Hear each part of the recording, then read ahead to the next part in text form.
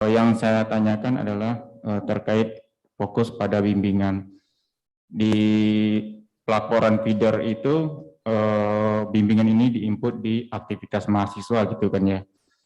Di mana untuk penginputan, secara penginputan memang tidak ada SKS yang kita input, tapi ketika kita melihat di layanan BKD ini, itu ada muncul SKS.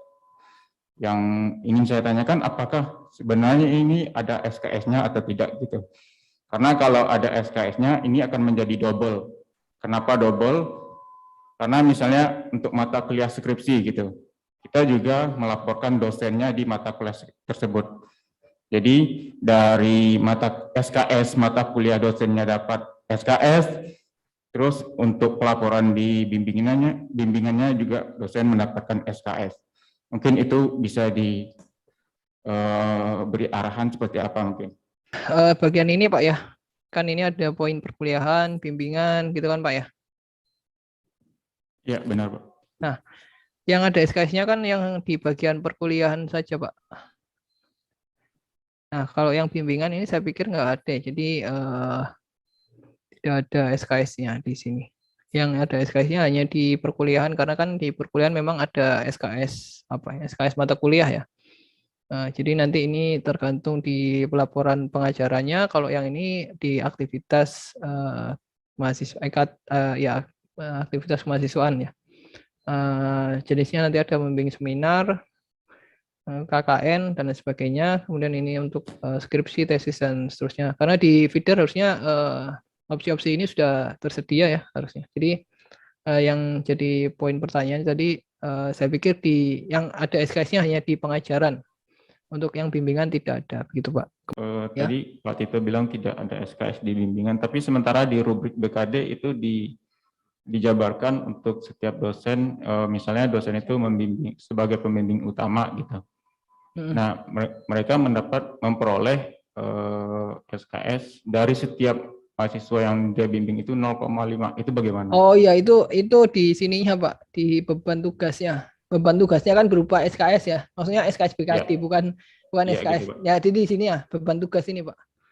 Jadi ini sudah dihitung otomatis oleh sistem atau oleh sister.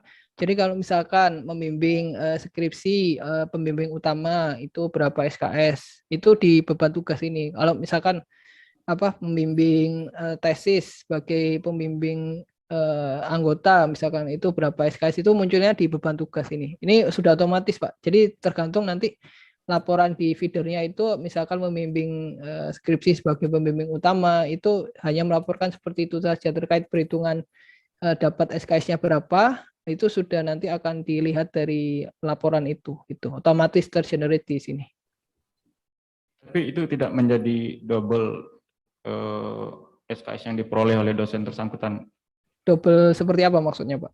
Misalnya dari mata SKS mata kuliah skripsinya dia dapat sekian SKS, kemudian di beban tugas yang ada di layanan BKD ini kan dapat sekian SKS. Ketika dilihat disimpulan itu kan diakumulasikan ya Pak ya? Iya, iya. Berarti kan jadi double dia dapatnya. Kan beda kegiatan Pak. Maksudnya kalau membimbing kan berarti membimbing gitu kan ya. Apakah membimbing itu masuk di pengajaran juga gitu Pak? Enggak kan ya? Beda-beda kan ya? Kalau mata kuliahnya kan dia kan terjadwal Pak ya mata kuliah skripsi ini, dan kita laporkan di feeder kaitannya untuk KRS mahasiswa ya. Iya ya, paham Pak. Ya. Mata kuliah skripsi ini kan secara di lapangan bukan mata kuliah tatap muka tapi bimbingan sebenarnya kan. Oh ya. Tapi dalam pelaporannya itu kedua-duanya kita laporkan gitu.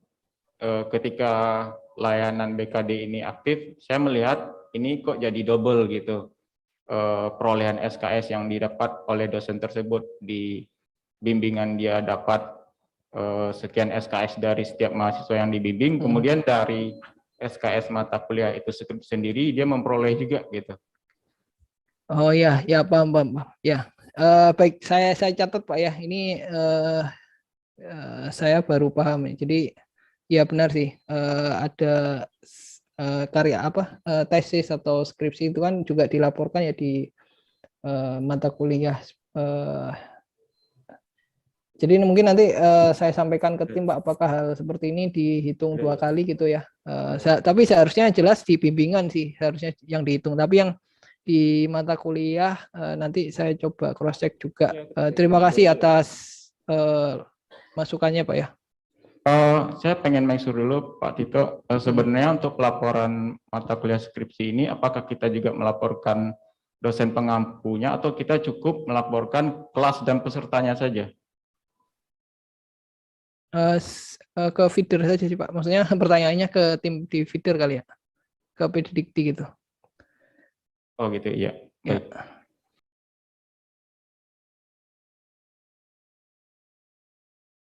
Terkait simpulan, di mana status dosen ini SKS-nya secara jumlah mungkin memenuhi 16 SKS, hanya saja terkait bimbingan, penelitian itu kosong.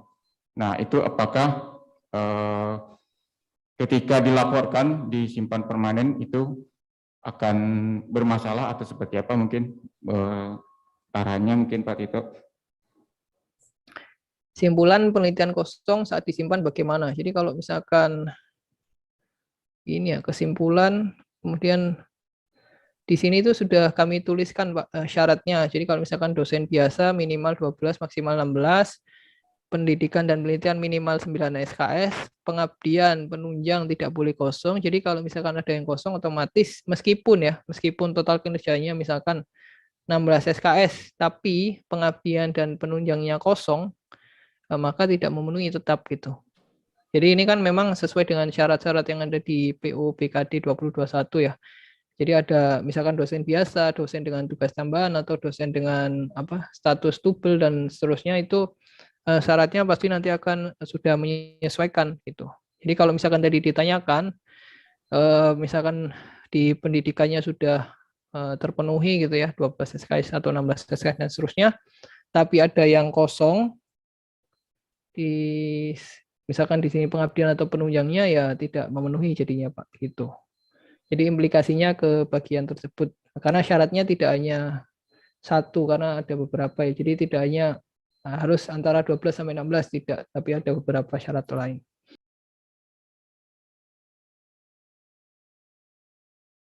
Ada dosen 2 orang di Sintanya itu ID Sintanya tidak muncul.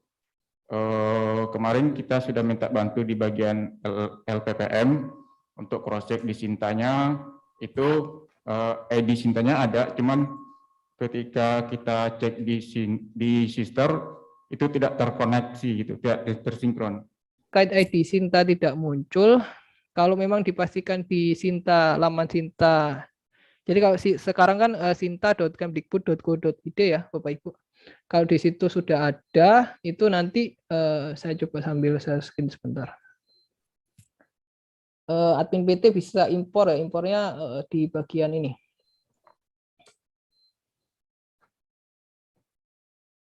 Saya buka sebentar.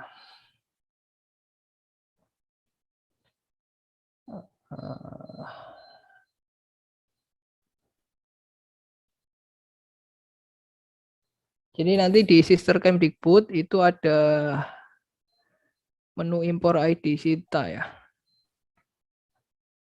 Ini kalau login admin PT juga akan ada menu berikut, yaitu impor ID Sinta. Nah, nanti dimasukkan saja apa namanya NIDN dosen yang bersangkutan berapa, nanti dicari gitu ya, dicari nanti akan muncul apa Sinta ID-nya. Nah itu diproses, diupdate gitu. Jadi admin PT yang mengambil data ID Sintanya. Itu mungkin dari saya sudah terjawab semua harusnya. Ini loginnya melalui akun admin sister berarti Pak ya? Ya, admin PT Pak.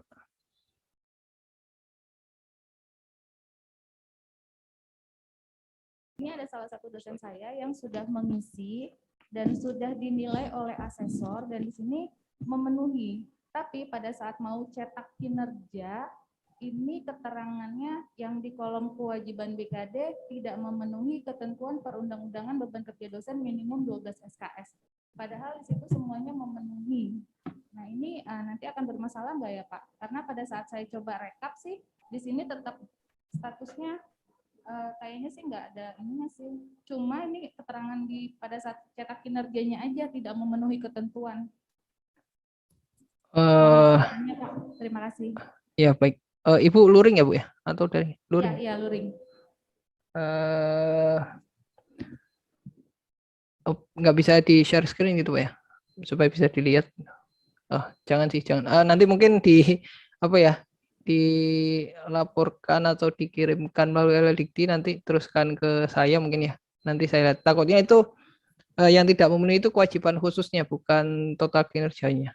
Kalau kewajiban khususnya sih di sini sudah memenuhi perundang-undangan, Pak. Hanya yang di kewajiban BKD-nya aja tidak memenuhi. Keterangannya seperti itu. Ya, nanti dikirim ke saya mungkin ya, melalui Dikti.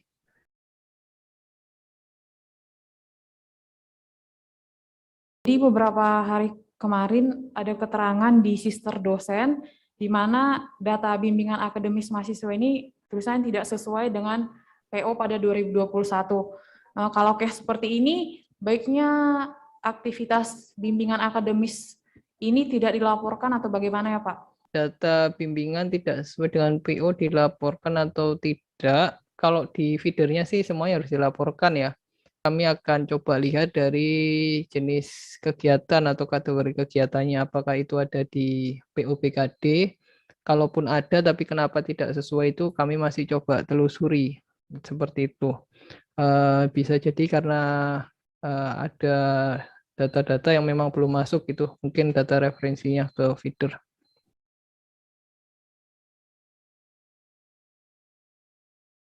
Apakah ada batas berapa sih jumlah dosen yang dapat dinilai sama satu asesor dalam periode yang sedang berjalan?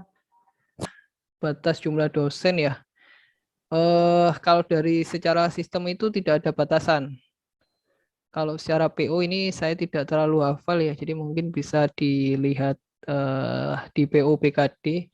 Tapi kalau secara sistem tidak ada batasan, asesor menilai berapa dosen. Tapi biasanya tim BKD itu menyampaikan apa ya, istilahnya rasionalnya berapa dosen gitu. Tapi kalau secara sistem itu kami tidak membatasi.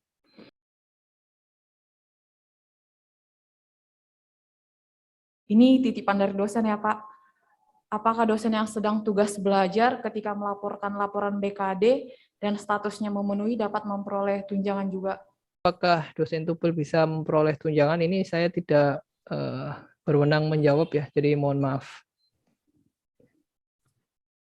Ya, baik Pak Tito, mungkin saya jawab pertanyaan yang ketiga. Bagi dosen yang tugas belajar, apalagi beasiswa, memang tidak memperoleh tunjangan dari pemerintah lagi karena tunjangannya sudah beralih ke beasiswa.